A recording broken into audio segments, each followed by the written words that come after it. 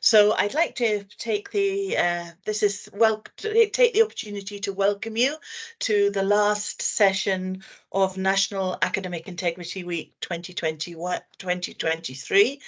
And the title of today's is "What More Could Institutions Do to Help Students Avoid Engaging in Academic Misconduct?" And as you will have seen, this is going to be a talk from our NAIN chair, Billy Kelly, who has been analysing the responses from the Academic Integrity Topical Module from the 2023 Student Survey, and so is going to share his findings with you. So thank you, Billy, very much for coming and joining us as a speaker this time, and over to you.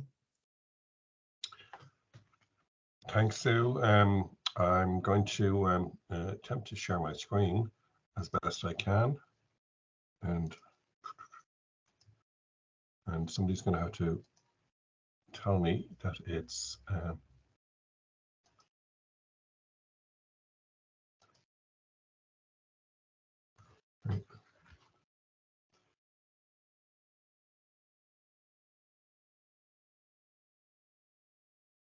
Sue, can you tell me? There it is, Billy. Yep, it's up there now.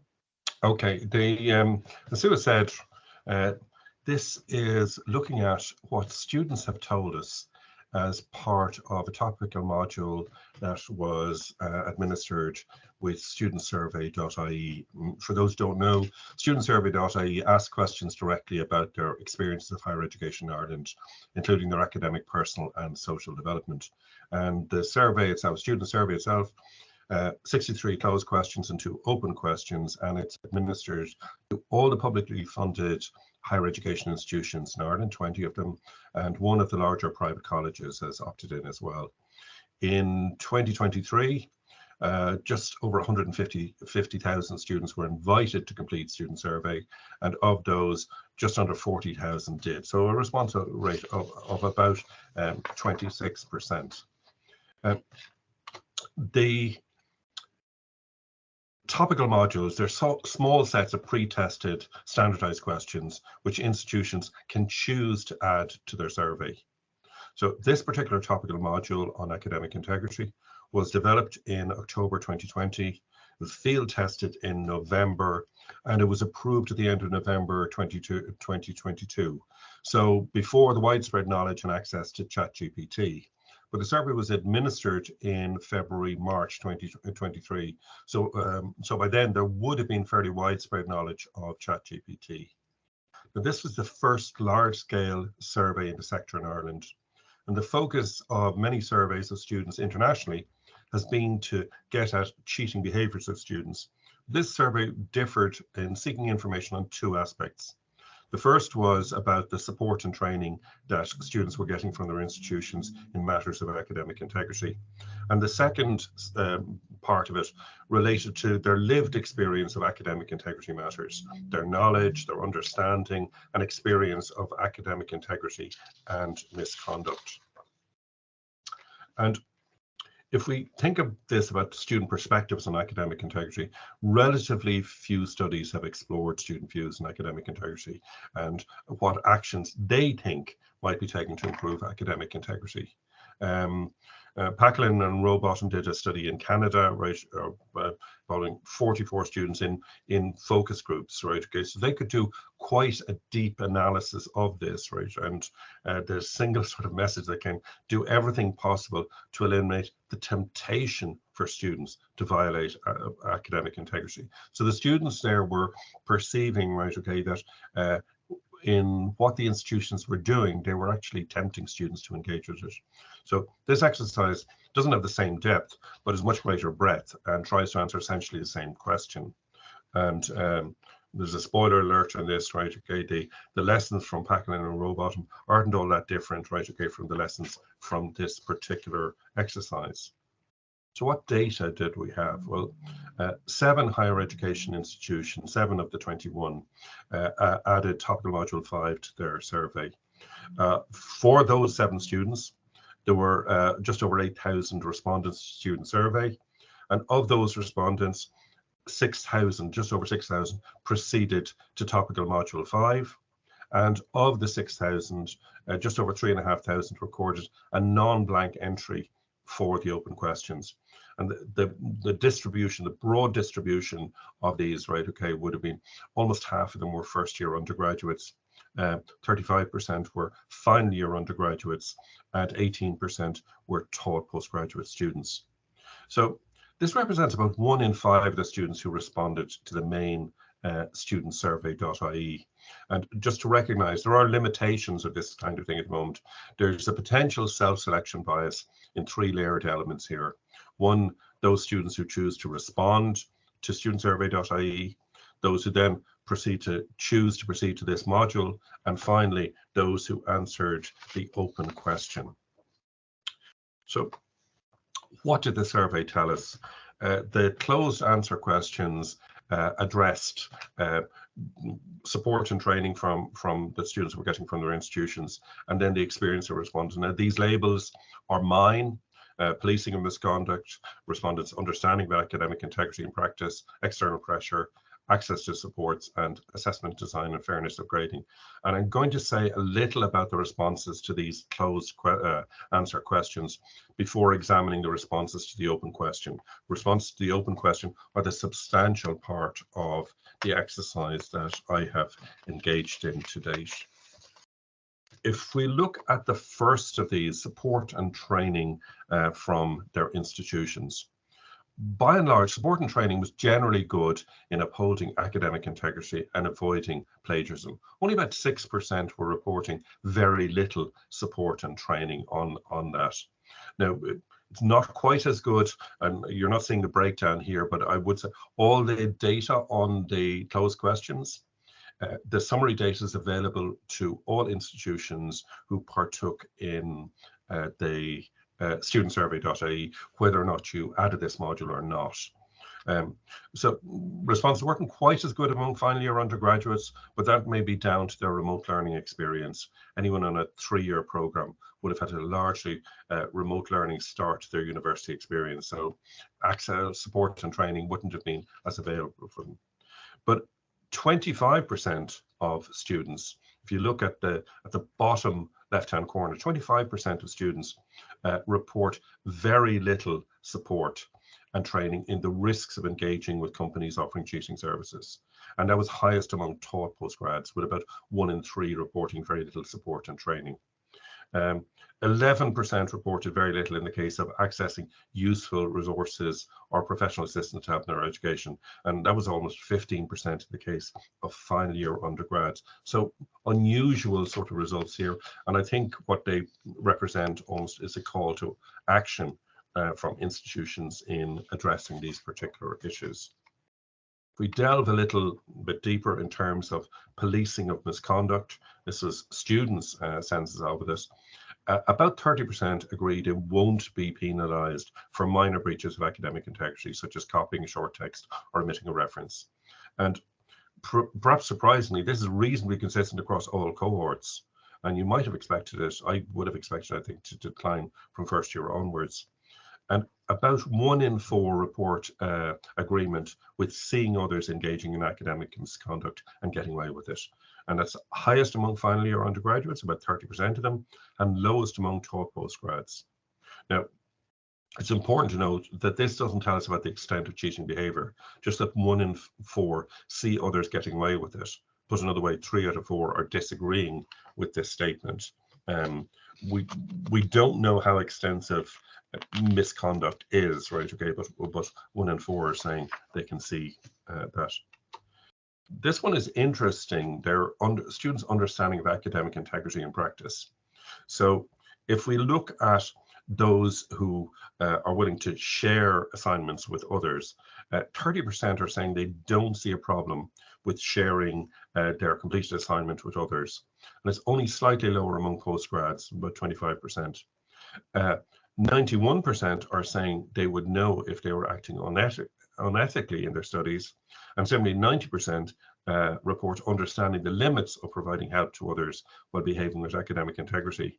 And for me, that's an apparent contradiction between their assessment of their ethical boundaries and their willingness to share assignments. Now, that said, I appreciate that not all sharing of assignments would represent unethical behavior.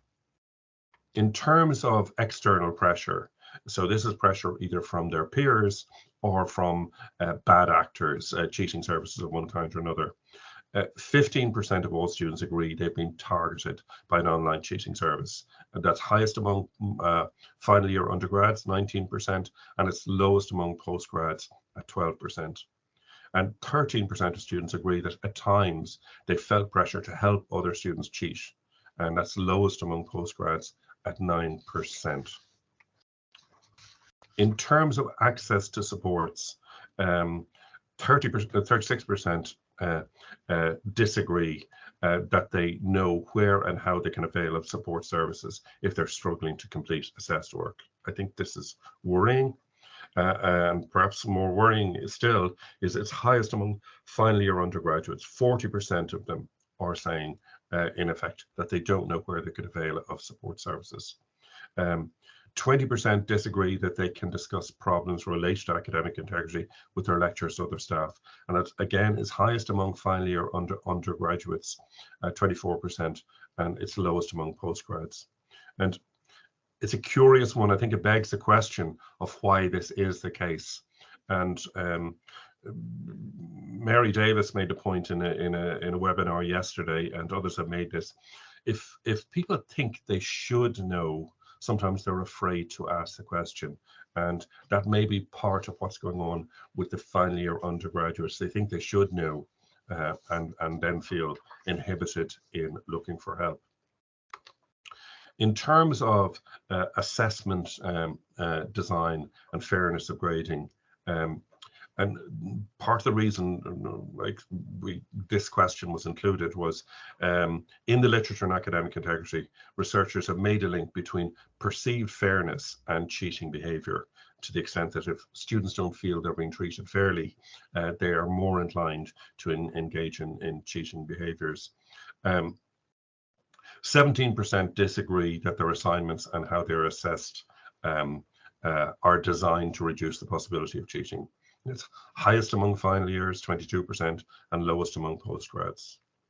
18% disagree that their grades are a fair reflection of the work they put in and their level of understanding of the course material. Again, highest among final years, 22%, lowest among postgrads. So I think there is a worrying trend here among final year undergraduates, and whether or not this is because of their remote learning experience, of the impact of COVID, right, okay, on their learning or not, I'm not sure. But Tracy Bretag and others, right, okay, make the point that students who cheat are likely dissatisfied with the teaching and learning environment. So that may be telling us something that we need to address. The substantial part of the work I did was looking at students' answers, right, okay, to the question, what more could institutions do to help students avoid engaging in academic misconduct?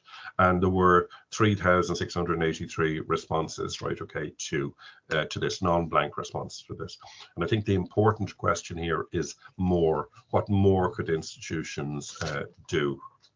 Of the 3,683, I had to exclude 644 of them. I think it's in some sense interesting to look at that, right? I classified 207 of these as null, and they included not applicable, also comments about car parking, canteen services, these kinds of things. So students using that as an opportunity, right, to vent on other issues.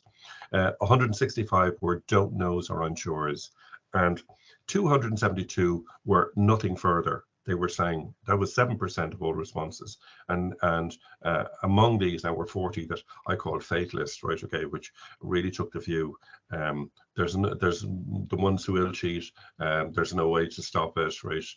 Academic misconduct can't be fully eradicated, etc. So, moving on to the usable responses. This was an open question that was coming at the end of students would have completed almost 80 questions at this point.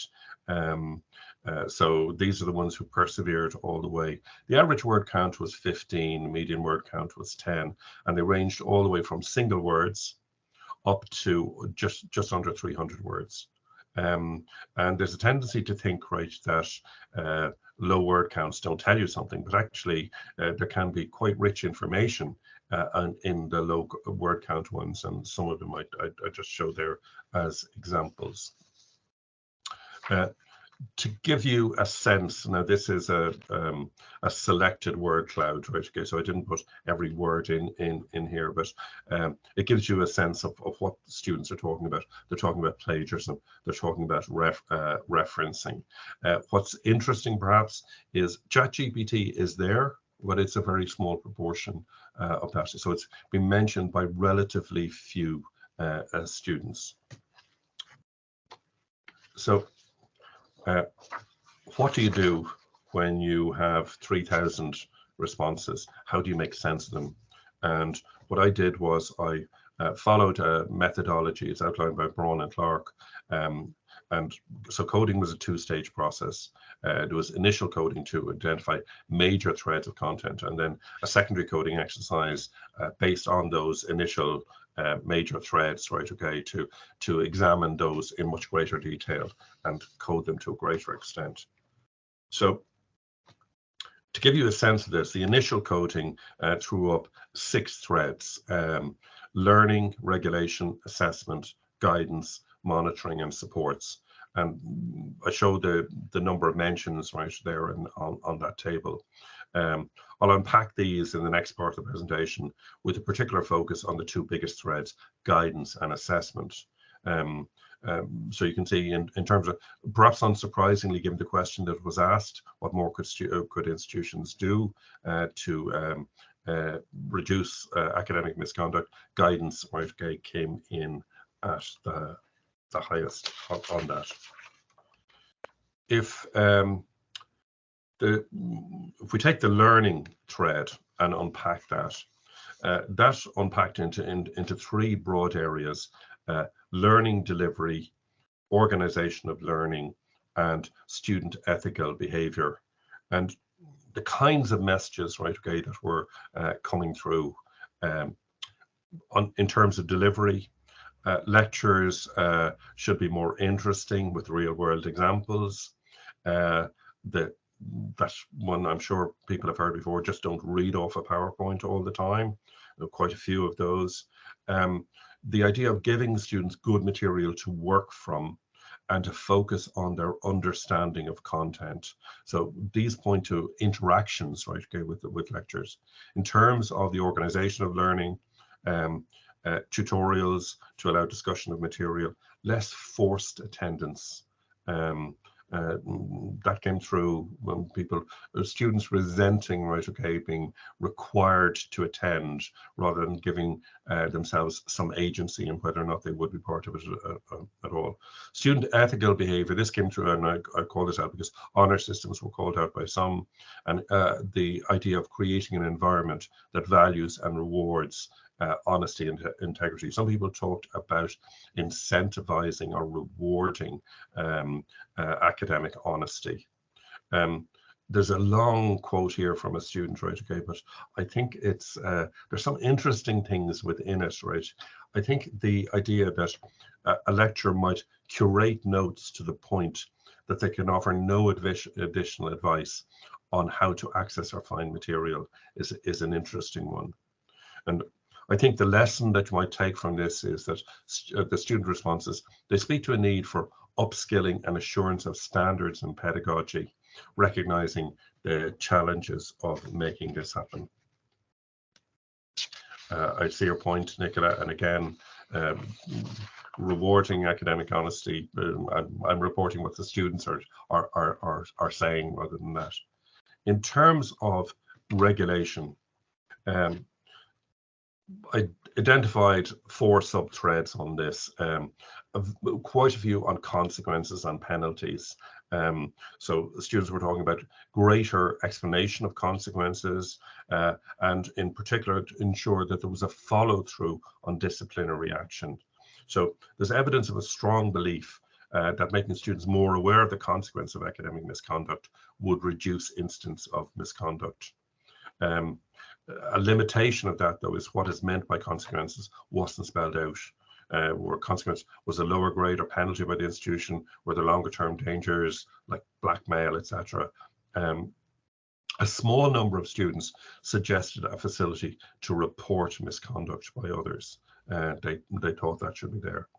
In terms of rules, right, students talk about a need for greater clarity on what is or isn't allowed, and we'll return to this a little bit later in other areas as well, and harsher penalties. So I think the lessons we might take from this are echoes of the earlier data from the closed questions of the need for guidance on a wider set of potential consequences that may stretch beyond their student days, and education, greater clarity rather than just penalties. If I look at monitoring, perhaps unsurprisingly, there was a suggestion, right? Okay, that we should use technology to do this, right? So more proctoring, improved proctoring in exam halls, proctoring of online tests, and in particular class tests. People talked about explaining the use of text matching software, and clearly among the respondents, there are different uses among institutions or maybe even among programs over the use of text matching software, the Turnitin, Zerocons, these kinds of things. Students called for implementation of technologies to detect AI-generated text. The problem there is we know from others, right, okay, that's fraught, right, okay, with difficulties. In the same way, blocking sites, again, blocking sites to SMLs and help sites, but that only works on campus. And student engagement, some responses talk to student engagement as a check on, in some sense, the authenticity of students' learning, so that attendance and participation could act as checks on that. In terms of support, these really split fairly evenly into supports, right, okay, that were down to lecturers and tutors, and those that were coming from more general support services within the university. What students wanted from lecturers and tutors, they wanted advice and feedback, right, okay, that would allow them to act with more integrity. And they making the point that the accessibility of lecturers and tutors was important in helping students, right, okay, to act with integrity, and vice versa. That is, to the extent that lecturers and tutors aren't accessible, right, students are less likely to act with integrity. Support services, right, greater advertising, availability and accessibility of support services, and the importance of support services as sources of non-judgmental advice. So students want to, there's a quote there, create a more open environment for students to come and speak about issues they're having or help. And students help them not to be ashamed of needing help or admission to past use. And again, this is like a point I made earlier and Mary Davis was making yesterday. When you're expected to know and don't, it becomes more difficult to ask the question. So I think the lessons from this, we need to make not knowing more okay for students. And we need to make supports more visible and normalize these for students. And I think there's a potential role for places like libraries, rather than some students would see support services as things that aren't for every student, whereas libraries are part of that every student element. I'm now going to turn to the more substantive threads, right, okay. The first of these is in guidance, and the second is an assessment, right. And the threads that emerged broadly were what, how, and when. What is needed by students? How should students learn about good academic practice? And when should advice be given? And in turn, these broke down into what is needed by students, right? Okay, some of this about explanations, exemplars of what constitutes. I'll deal with these in more detail in the following slides. Learning skills, academic writing, how should students learn? Some students pointed to online guidance, websites and whatever, but the vast majority talked about getting that in lectures, in workshops, in face-to-face environments. And when should advice be given? Broke down, more people saying periodically, right, okay, than just giving it in first year. In terms of assessment, and again, I started off with the what, when, how, and a fourth thread sort of emerged from that, which I've given this lumpy label of the assignment completion journey. And again, what a student is asked to do, I broke that down further between the assignment brief, the design, the load, when are assignments due. There was stuff about the distribution of assignments, flexibility, and how are they assessed, right? Okay, exams, orals, group assessments, and in terms of the assignment completion journey, feedback and drafts and milestones. So I'm going to look at each of these in a little bit of detail now. If we look at what students were saying about guidance, about what is needed, they talked very much about explanations and exemplars, and they wanted real life examples of what happens when you engage in academic misconduct.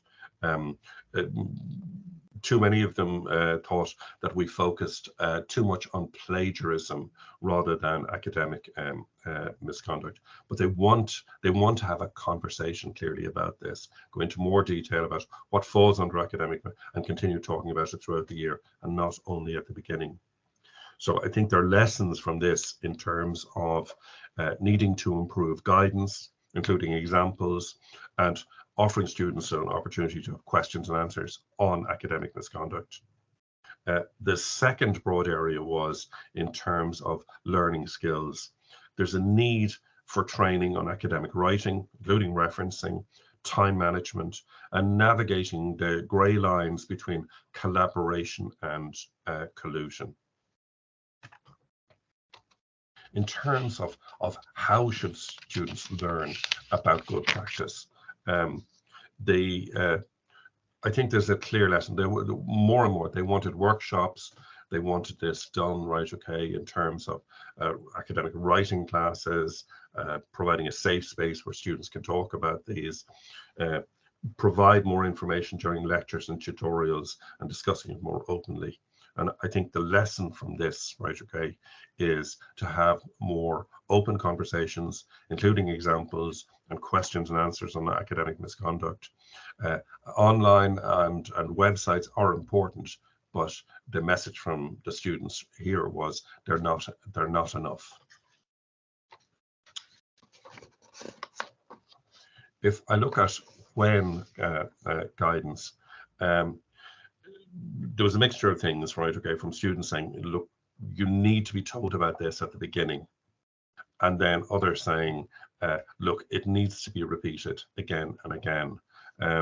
So when guidance at the start is needed, I think the lesson is this needs to be reinforced throughout their studies. And there was a very strong sense coming through where students were talking about just-in-time advice. And I think there's a related issue here, that the advice that we and the guidance that we might give to first-year students mightn't actually fit the guidance, right, okay, that we want to give final year students or postgrads who are engaged in more sophisticated assessment exercises, where the depth of guidance needed, right, okay, may be greater. If I turn to assessment, what a student is asked to do, the biggest single issue here was on the assignment brief. Assignment briefs, there's a quote there, ensure that they're clear, well understood and explained, right, okay. a belief that academic misconduct begins when students feel overwhelmed by unclear instructions and look for easy ways to complete assignments. So this came through again and again in terms of the assignment brief. Responses identified the need for much greater clarity on what was expected of them in completing assignments. Some spoke to changes to assessment design and the perceptions of the relevance, right, okay, to their learning. And perhaps unsurprisingly, some responses pointed to over-assessment. I think the lessons we might take from this is a need for more comprehensive assignment briefs, allied with an opportunity to question intended outcomes. And students need clearer explanations of how the assessment contributes to their learning. And I think there's a key point in terms of the potential, right, for not giving students clear instruction, because this leads to ambiguity, right, okay, and the problem then of ambiguity is a problem for students, but it's also a problem for institutions, right, okay, in that ambiguity may mean that higher education institutions can't find in respect of misconduct. And points been made by in other fora that the enemy of accountability is ambiguity. So you can't hold people accountable if the instructions themselves were ambiguous. In terms of assessment, when these very much highlighted the known problem of assessment overload at particular times of the year. And it also identifies hard deadlines may contribute to academic misconduct. And the point made, because of time pressure, students, right, okay, when they're at the limit of that, that's when they reach, right, okay, for potentially cheating behaviors or shortcuts of one kind or another. So I think that's a perennial problem. I don't think it's a new problem, but it is one, right, okay, that really should be addressed. In terms of assessment, how students should be assessed. In the context of the questions asked, what could institutions do? Responses included reverting to more proctored exams, more individualized assignments, and greater use of oral examinations. Interestingly, on this, opinion was divided on group assignments. Some thought that these were undesirable as they allowed for freeloaders, while others saw group work as bringing peer oversight on one another. So you can see that there, and again, have an interview after assignments, oral examination, making assignments individual to particular students. And that may speak to universal design for learning, among other things.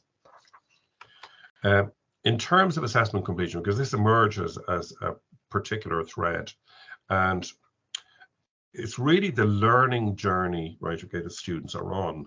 So there's a role for guidance on milestones that students should expect to reach on the assignment completion journey. And feedback should give clear guidance on what students need to do to improve next time. So they comments consistently talked about the staged completion of assignments rather than one final completed version delivered on the last day.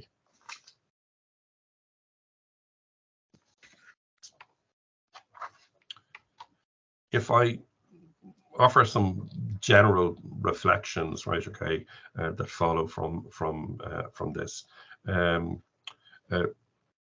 Mahmoud, Bretek and Faltonek considered students' perceptions of plagiarism policy, and they identified three separate elements: access, support, and detail. And I think it's a useful lens to look at this. In terms of, at the core of detail, is the need for a shared understanding and avoiding misaligned knowledge. And the responses point time and time again to a lack of that shared common understanding in respect of academic integrity, and we need to address this. Sefcik and others identified the need for careful attention to timing and to ensure that content is delivered when it's most pertinent, right? Okay, and that aligns very closely with the response of students in this survey. So an over-reliance on guidance and orientation is not an effective approach. And a key additional point in terms of this were students saying that guidance should be delivered for the most part in face-to-face environments, right? Okay, they relying on online materials, right? Okay, or just text-based things of themselves, right? Okay, don't meet that. In terms of assessment, assignment briefs and how staff write and communicate are critical. Assignment briefs, they can give clarity for students on how the assessment contributes to their learning, and give students opportunities to question the intended or expected outcomes. So when an assignment is being given out, there should be an opportunity for a dialogue with students about that. Institutions clearly do need to address there's a known problem of assessment overload at particular times of the year, right?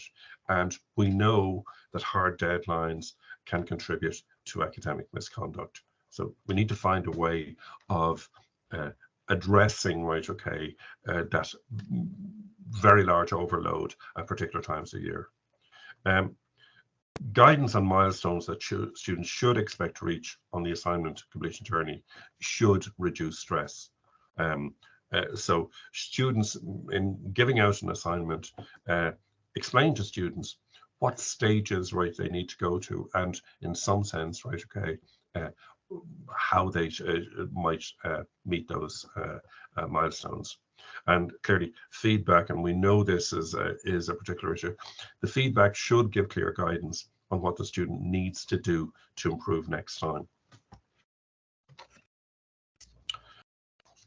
Key lessons as well in this, and what I can't see, I can only infer, right, okay, disciplinary difference. I got all these responses, right, okay, as a single packet. I don't know what institutions they came from or what faculties the students are, but you can infer some of them from the particular context.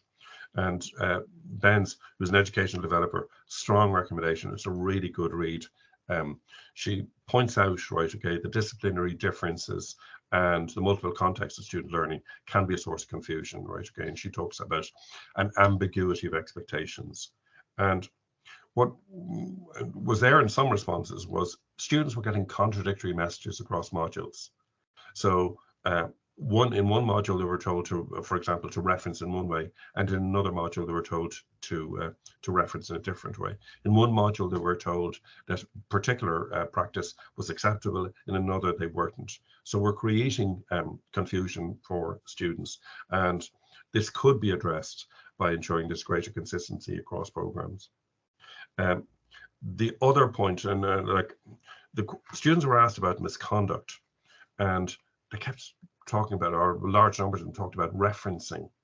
And errors aren't always misconduct, right? Okay, that certainly at the early stages in a student's journey, it may be poor academic practice, and that should be identified and addressed through education rather than being classified as misconduct.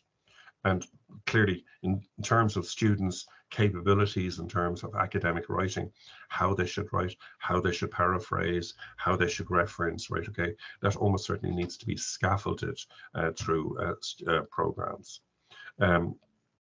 How and when we give guidance to students on academic integrity is important, not just one hit at the beginning.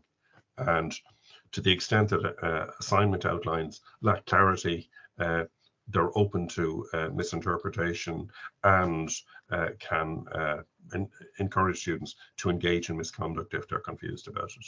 And final point, students need to see the relevance of assignments to their learning.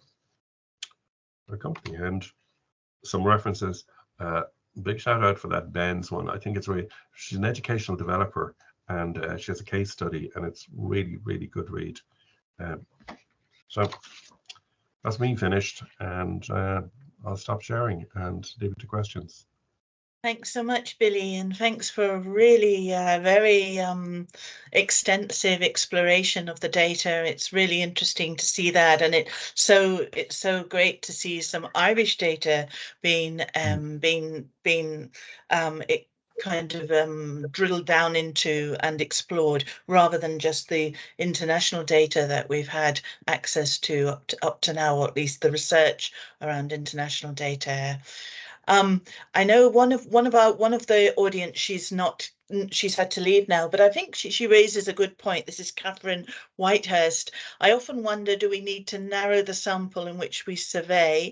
If, for example, I complete the survey as a student, but I've never engaged in academic misconduct, my advice and perspective will be based on the assumptions I have about those who engage. What we as researchers consequently learn then is about the perspective students have about others who engage, rather than about why they may have engaged in academic misconduct.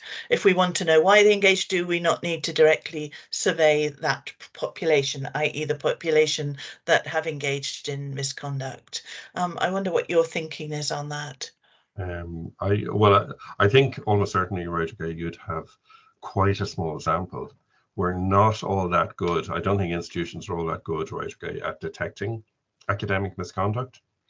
Clearly, right, okay, you can have conversations, right, okay, with students who go through disciplinary processes, and clearly for serious academic misconduct, the idea of courageous conversations, right, okay, that we've heard in other contexts, right, okay, could be a source of that kind of information. But I'm not in agreement, right, okay, that students who don't engage in academic misconduct can't identify those things, right, that may tempt students to engage in academic misconduct. Like what students are learning all the time is they're learning how to navigate, in some sense, this ethical boundary between shortcuts. And I think it's almost certainly going to be more problematic with Gen AI, and that wasn't part of this survey at all, but it's going to be much more problematic for students to navigate, right, that line. Yes, it's much more sort of complex. I actually put a question there about your 1 in 4 students who said they had seen others cheating and getting away with it. Yeah. And I wondered if they had if it was possible even to identify that group, in the sense of any solutions around other regulatory activities that they might like to see in place. Those institutions that adopted the topical module would be able to do that. Right. I can't see it from this set of data that was shared with me by studentsurvey.ie. But those institutions, right, that implemented this topical module will be able to identify they won't be able to identify the actual student, but they'll be able to link the comments with the answers, right, okay, to that question. And not only that, but they'll be able to drill down to the particular program, faculty, the circumstance. I know I saw you had a question too about what proportion of these were international students, right? I don't know on this basis, but the institutions that implemented the topical module would know that. They would know there's a field in the student survey that would identify whether or not they're Irish domiciled or foreign domiciled. So they would be able to look at those kinds of things. Right. Yes, that's interesting, and it really tells you all the different further analysis that the institution can do themselves. Thanks, Billy. There's a question from Nina Singh here. To what extent does flexibility of assessments, in terms of students being able to choose their assessment format, and this is the idea of the UDL approach, having the choice to decide to submit an essay, artifact, etc., contribute towards the likelihood of students maintaining academic integrity, in your opinion? I would have thought, based on the responses, that the answer to that is yes. That others have identified as well, right? Okay, that if a student is interested and enthused by an assignment, they're much more likely to behave with integrity throughout that. So I would have thought the answer to that is yes. Now, the flexibility related not just to that, students called for individualized assessment, which was, they never called out UDL, but I would have interpreted individualized assignments as at least touching on that idea of UDL, right? Okay, of giving students some agency in how they're assessed. But flexibility related more in this particular instance to the timing of assessments and the avoiding as far as possible hard deadlines or making accommodations around hard deadlines. Right, yeah. There's some other comments here around Nicola Gaffney there saying this goes back to or Monica rather, making a comment in relation to Nina's comment, Monica Ward. In general, if students see the value of an assignment, they're more likely to do it honestly, and choice in how they do this should help in this regard. So that sort of further underlines what you've been saying just there, I guess. And then another point from Nicola, this goes back to what was discussed, Nicola Gaffney from Kilroy. This goes back to what was discussed earlier in the week about a more individual approach to assessment rather than a one size fits all, which obviously doesn't work. And that would, I guess, yes, please. And I think in that vein, Sue,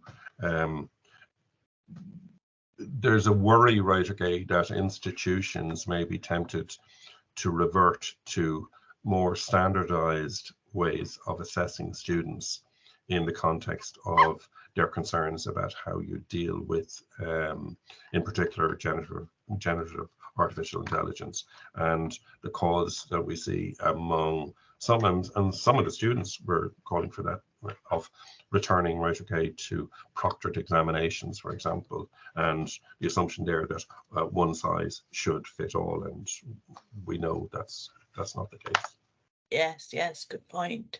She also makes the point that this also requires assessors themselves who understand the topic rather than just the prescribed responses. Very much so, and the assessors to be open to novel ways in which a student may address assurance of learning. If you take the idea of conversations or facilitating conversations between students, right, and lecturers on what is intended, right, okay, by way of the assignment, what the assignment brief is, that allows, right, okay, or could allow for circumstances where an individual student says, well, could I address it in this way? So they have more agency in terms of how they demonstrate learning.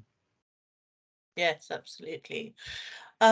Billy, I put into the chat there, just because of interaction that was going on, the reference to the educational integrity enforcement pyramid, you know, that Kath Ellis and Kay Murdoch have developed, and indeed which we've also referred to and used in the recent NAIN framework for academic misconduct investigation. Because we've got a few minutes, would you like to just say something about that, if I'm not putting you on the spot? Sort of Arvin, because what I'm going to do is I'm going to see if I can pull it up. Bear with me for a moment. This pyramid, right, Kath Ellis and Kane Murdoch, right, okay, developed this, and they took the idea, right, okay, from regulation, and what's interesting, if you look on the left-hand side, we have risk from low to high. So this is the public and institutional risk, and over the other side, right, okay, we have the financial and emotional cost. And what they're saying is, at the bottom of this pyramid, right, okay, what we have is, by and large, right, okay, we've got students, right, okay, who are champions and who are compliant, right, okay. So these are students, they're self-regulating themselves. They're able to do the work of learning and they're willing to do it. So how should we respond? We respond by way of advice, awareness, and supports. Here in the middle, right, okay, we've got the careless or confused students. So they're not always able to do the work, right, of learning, but they're willing to do so. But these are the ones who take shortcuts. And what they're saying is, this is where you need to build enforced self-regulation. You monitor, you identify, you enable, you educate, right? So this is where you're sending messages back to students saying, we know what you're engaged with, and students self-regulating themselves. We get towards the top of the pyramid, we've got the chancers. They're able to do the work of learning themselves, but they're unwilling to do so. And how do we deal with them? We deter by detection, right, okay? So there's punishment here, there's a formal investigation, decisions made on the basis of precedent, right, okay, and mandatory interventions, including suspending the students. And up at the top, right, okay, these are what they describe as criminal. They're unable to do the work of learning and unwilling to do so. And I say, well, actually, there's probably not a lot you can do about them, right, okay? So what you do, you use the full force of the strongest penalties and you exclude them, right, okay, from higher education. But Kath and Kane would say, look, what we should be about is, we should be about trying to create downward pressure to encourage improvement, right, okay, by students. And if you look at this, at the bottom of this section, we have academic integrity, and clearly it overlaps with assessment security. So down here, advice, these are the ones we have to monitor, and in some sense, by self-regulation, enforced regulation, we drive these students down the pyramid. And I suppose those are the ones, sorry. Yeah, a command regulation, again, we're driving these guys, we would hope, right, okay, that we drive them down to enforced self-regulation.